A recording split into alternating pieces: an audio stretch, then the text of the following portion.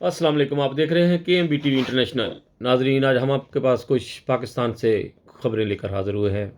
पाकिस्तान में कराची में एक बहुत ही दर्दनाक एक्सीडेंट, एक हमला औरत अपने आदमी के साथ मोटरसाइकिल के ऊपर कराची हॉस्पिटल जा रहे थे और एक पानी के टैंकर ने उनको कुचल दिया। बहुत ही दुख और अफसोस की खबर है कि एक पूरी फैमिली को जो है उसकी सारी खुशियाँ, जो उन्होंने सोचा था हमारा बच्चा आएगा, जो भी उसकी मतलब सारी उनकी जो है अधूरी की अधूरी लेके साथ, बहुत दुखी और अफसोस की खबर है ये। इसी तरह 19 साल की बच्ची की डेथ हो गई पाकिस्तान में और बदबख्तों लोगों ने, ये वहाँ के शरारती लड़कों ने उनको कब्र से निकाल कर उनके साथ जो है वो गलत हरकतें की। नाज़रीन, पाकिस्तान की इतनी इतनी अफसोसनाक खबर है कि आपके साथ शेयर करते हुए भी शर्म आती है कि इस तरह पाकिस्तान में जो है इस वक्त सूरत हाल जो है ख़राब हुई हुई है और पाकिस्तान की अवाम, पाकिस्तान की हुकूमत और पाकिस्तान के जो खुफिया इदारे हैं, कोई भी इस तरफ जो है उनकी जो है नज़र नहीं जा रही। दिन दिन हमारे मुल्क में इतने इतने हादसे हो रहे हैं।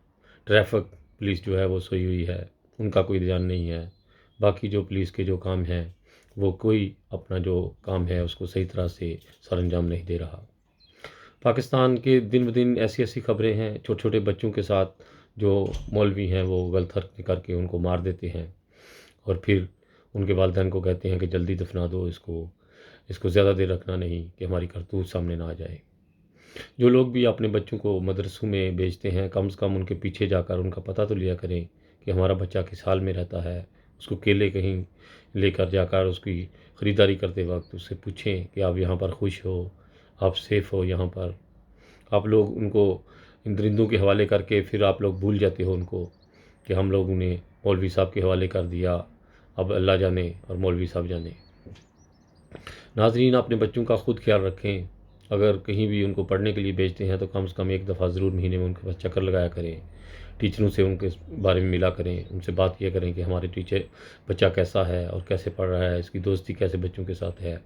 अगर आप अपने मुल्क को बचाना चाहते हो तो अपनी नस्लों को, किसी भी मुल्क या कौम की जो जनरेशन जो है उसके बगैर कोई मुल्क तरक्की नहीं कर सकता।